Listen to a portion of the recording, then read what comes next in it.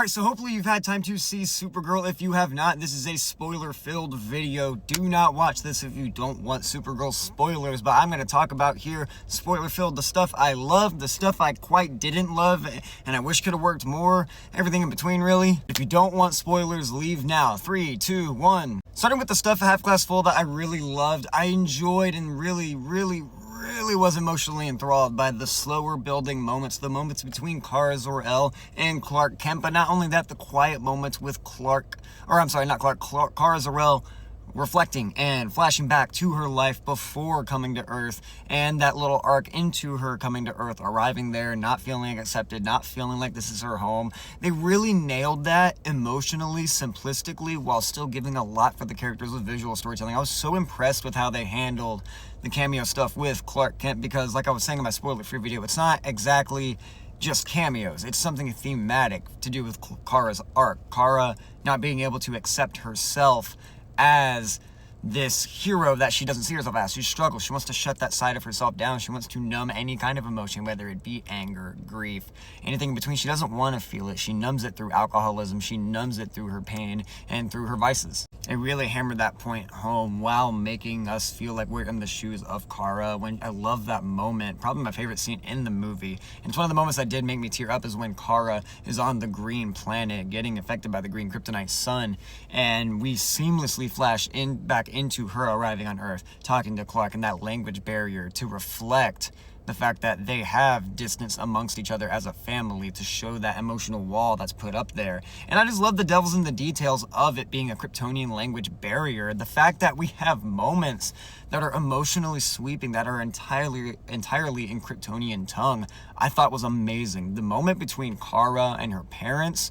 brought me to tears. It's one of the other scenes that really just hit me where I live. It really affected me, because you can totally see why Kara would reach the conclusion she reaches by the time she's in this movie, why she's so cynical about the universe as a whole. Not just seeing your planet go away, blow up, but also to see your family that we thought got away suffer even more so from the consequences of that escape, being poisoned by the Kryptonian biology and it ruining the food supply and essentially going through and hurting all of the other people, including Kara's parents. It's really striking with that line she says to Ruth of how the gods aren't that kind. Krypton didn't just die in a day. It really hammers it home. It really fits for her character. I love that scene between her and Ruth, going back and forth about their backstories. Which is why I'm all the more frustrated that Ruth didn't get her time to shine like she should have in this movie. I just feel like they totally fumbled on the Ruth dynamic with Krem of the Yellow Hills, because there's a lot of backstory that is in the comic that could have easily been filled in here in the movie, but it was so odd to me that the movie tries so hard to be almost shot for shot, emotionality-wise, done well with Ruth, with Kara, everyone else involved in the story going along, but Krem is the one they decide to change and take a swing with, that I just felt was unnecessary. If you're going to change the source material in the case of adapting something directly, at least change it for the better. Don't omit the stuff that made it great to begin with. For all the stuff we really expanded upon with Kara in this movie in the latter half, the stuff with Ruth really frustrated me because we just didn't get enough of it. You get that brief, terrifying opening with Ruth's parents getting taken out by Krem. You're like, oh boy, this is the opening. It's going to be raw. And I do appreciate that there is a sense of danger with Krem, at least. There is consequences, both in this and Superman, of people getting hurt around the heroes, and it actually it really mattering when Krem takes out those people that Kara and them were trying to save. And even a kid gets hurt. I appreciate the movie being dark enough to go there. Also makes total sense for Kara's POV to see how she would react to that, her being so cynical and seeing how it almost doubles down in her negative points in that moment. She almost learns the wrong lesson from it before coming back around. It's totally a Kara thing to do in that moment. But it's like that's all they wanted to show with Krem. They didn't bring in any of the backstory that made him complex. The entire point of Ruth's character, I think, is woven into Krem's point as well, the reason he took out Ruth's dad. It's really pissed me off in the third act is when Supergirl just entirely steals Ruth's thunder, her character development at the end. I get that you want to show Kara be a badass, but we've spent an entire movie building Ruth up, her vengeance quest, her conflict with Krem. If she's not going to take him out, at least have some dialogue with him. That's what gets me, because like the vengeance moment in the comic is so effective, and they are shot for shot almost setting it up. Granted, they're not on a beach, They're in a dirt space with a bunch of bikes going around for some reason, but they are frame by frame with the actors framing it up for that moment. She's tossing the sword on the ground, Krem's facing her down, they're 1v1ing, they're looking at each other, they're about to have the moment. Just before that, we got some really badass action with Kara taking out some people after getting her new suit on. Lobo's finally having a purpose in the movie at the very end, finally. I enjoyed Jason Momoa as Lobo in the movie, but he is the part where I'm like, the more I think about it, the more I wonder if he was even really necessary. Because we could have dedicated all of that Lobo time to Krem development, to the inherent point, hell, to the human trafficking subplot that I would have liked to explore more. The fact that Supergirl's saving these people, and that is one thing I do enjoy, is that Supergirl, the movie, does prioritize heroes saving people. At times, you know, here it's this human trafficking element. I like that Kara starts to prioritize that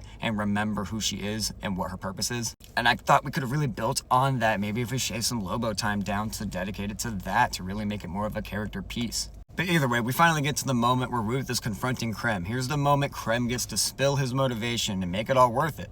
That moment in the comic is so powerful. There's an interesting dynamic in the comic where Ruth and Krem of the Yellow Hills have this confrontation, and Krem essentially says to her, is like, look, in a way I freed your dad. I did him a favor. It's a little more complex than that. There's a meaning behind the sword being made by their father. There's an emotional resonance with that they could have harkened back to, that they do in the comic. The movie is setting it up almost shot for shot to have that same conversation. Emotional intrigue, depth, the point of the villain, right? Nope.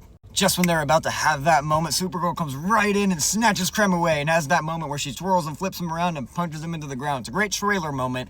In the movie, though, I felt it totally undercut the arc we were going on. It was an odd moment where they wanted to make Kara finally look badass, but it kind of undercut Ruth's arc in the process. I needed that moment, that dialogue. I needed Ruth to stand on her own verbally against Krem. And I can't even use the excuse of real estate of story time. Like, they could have still just had that moment. It was right there. Why not do it? There's so much depth to Krem that's required to make Ruth work, to reflect off Kara, to make their journeys work overall in the arc. But when you miss the Krem element of it, a lot of this movie starts to fall apart in terms of the emotional arc we're going on. I did think the third act, too, has some tonal dissonance, man. Like, there's a moment where a music number plays, and Kara's taking people out. It's finally the moment where we're like, yes, play the Supergirl theme.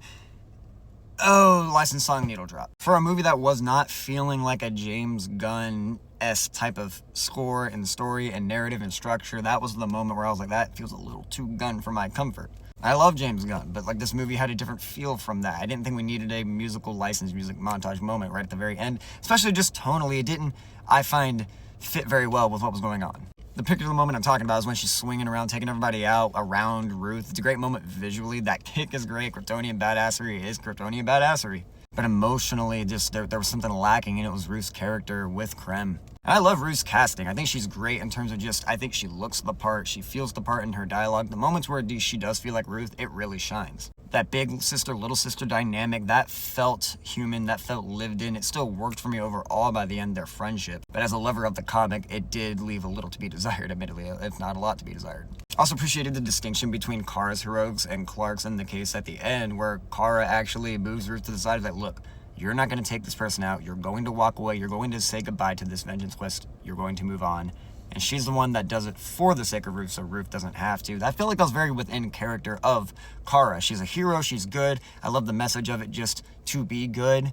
It fits so well. It's so simplistic for what that Kryptonian heritage means, or at least Kara's POV of that. But she's still not exactly Superman. She is willing to make the tougher calls that I think Clark couldn't. So it was totally, to me, within character for her to just take him out with the sword. What they do to him in the comic is so out there. I could have personally liked it, but I can see where audiences may have faltered, may have thought it was a little out there to do for the sake of this movie, especially the runtime. I absolutely adore the bookend of Kara coming home to Clark, them talking, and her finally, without the language barrier, no emotional wall up, accepting who she is and being like, I'm home. That's a beautiful moment, simple, effective, works. There's enough quiet, emotional, human moments in this movie that really sing for me, that does make me recommend it, even though I have a lot of problems with the overall execution. There's a lot of stuff I really adored in Supergirl, but there's also a lot of stuff that did frustrate me, admittedly. Lots of missed potential, but a lot of great emotional gem moments in there as well that are gonna stick with me throughout the DCU. I definitely enjoy this movie more as a part 2 in my Super Family Soft trilogy than a direct Woman of Tomorrow adaptation. With that being said, that's my spoiler spiel. Guys, what did you think of Supergirl? Did you enjoy it? Did you like it more than Superman? What is your favorite moment from the movie? Thank you so much for watching Scatterbrain Reviews. Leave a like, leave a comment, come talk about movies with us, come talk about stories with us. I'll see you next time.